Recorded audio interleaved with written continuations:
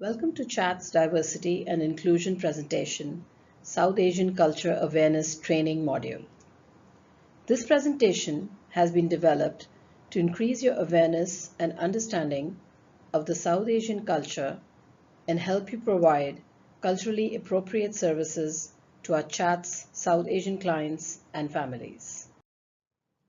This presentation was created with the help of CHAT's South Asian staff and clients of the CHAT South Asian Adult Day program.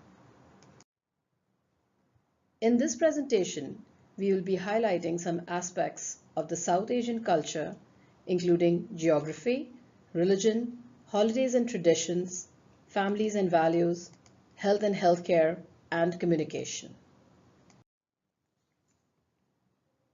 South Asia extends south from the main part of the continent to the Indian Ocean. The principal boundaries of South Asia are the Indian Ocean, the Himalayas, and Afghanistan. The countries of South Asia include Sri Lanka, India, Bangladesh, Bhutan, Nepal, Pakistan, and the Maldives. The Himalayan mountains dominate the physical landscape in the northern region of South Asia. Canadians of South Asian origin make up one of the largest non-European ethnic origin groups in Canada. In 2001, almost 1 million people of South Asian origin lived in Canada, representing about 3% of the total Canadian population. 68% of Canadians of South Asian origin were born outside of Canada. Of these, 75% immigrated to Canada in the last 20 years. The number of people in Canada of South Asian origin, as defined by Statistics Canada, is growing considerably faster than the overall population. Between 1996 and 2001, for example, the number of people who reported a South Asian origin rose by 33%, while the overall population grew by only 4%. The major religions in the subcontinent are Hinduism, Islam, Sikhism, Buddhism, and Christianity. The chart shows the different religions in South Asia and the percent of more than 1.29 billion people who practice each of them. Most of the people in South Asia practice Hinduism. There are many holidays and traditions that are celebrated in South Asian cultures, varying based on religion being followed. Hindus celebrate Diwali, which is a festival of lights, and Holi, the festival of colors. Muslims celebrate Eid twice in a year. Pongal is a harvest festival celebrated by Tamilians. Vaisakhi is an occasion that marks the Sikh New Year and is celebrated by the Sikhs.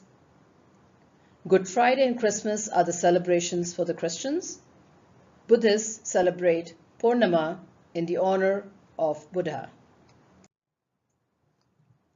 Indian cuisine comprises a wide variety of regional and traditional cuisines native to the South Asian countries.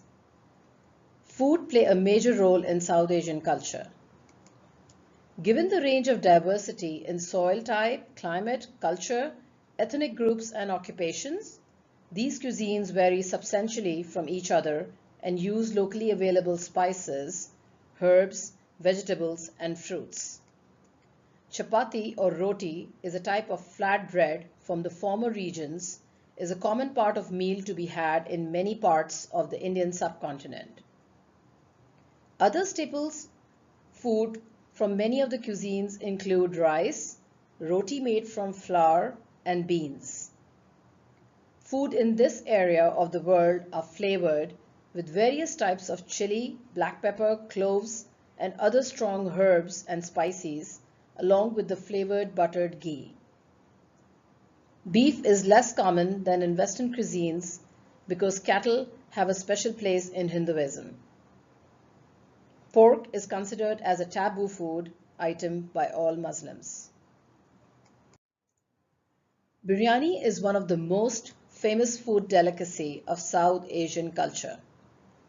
It is mixed rice and meat dish with its origins among the Muslims of South Asia. It is popular throughout South Asia and among the diaspora from the region. Samosa, sambusa or samboksa is a fried or baked dish with a savory filling such as spiced potatoes, onion, peas, lentils, macaroni, noodles, cheese, minced lamb or minced beef. Pine nuts can also be added.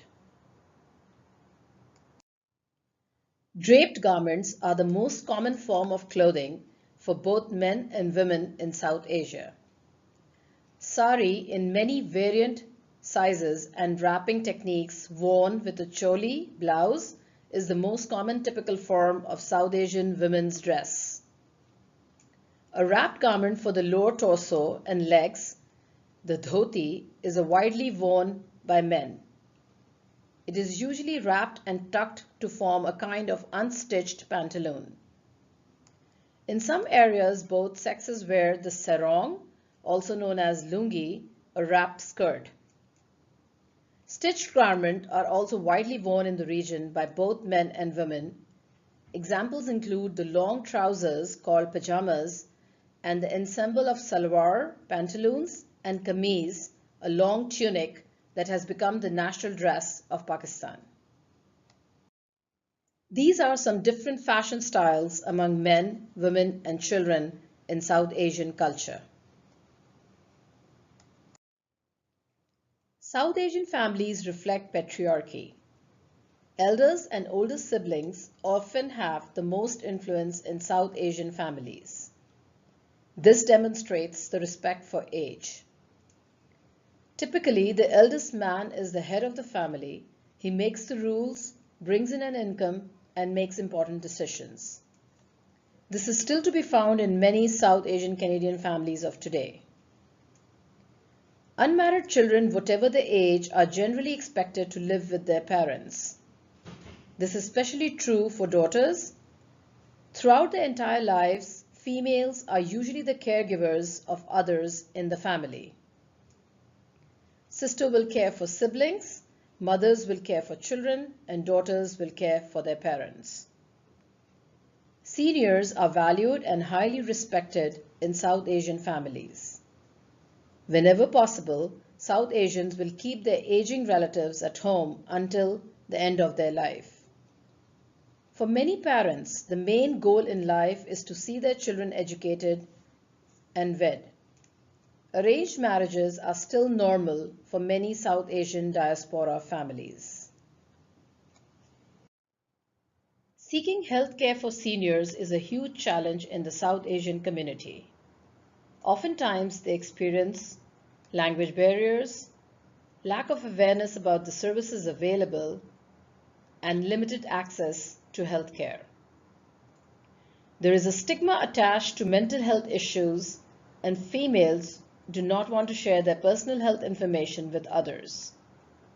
Women do not share health information very openly. South Asian cultures believe in giving a lot of respect when they meet each other.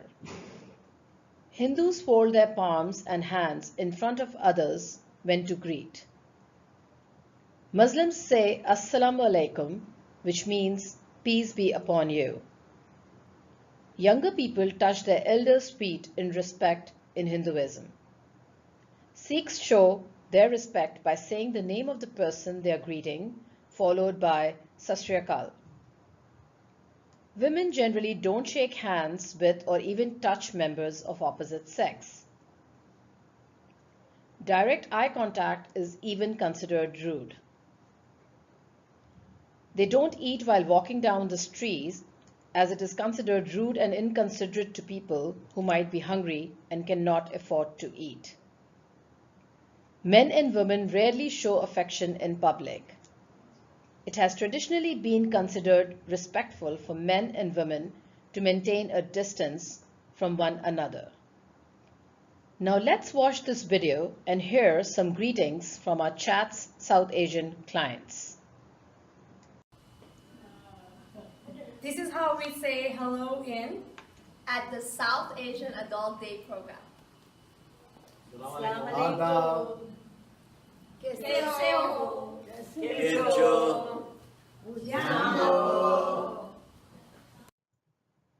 Thank you for participating in CHAT's diversity and inclusion training. We hope you now have a better understanding of the South Asian culture and values. Shukriya and Dhanyavad.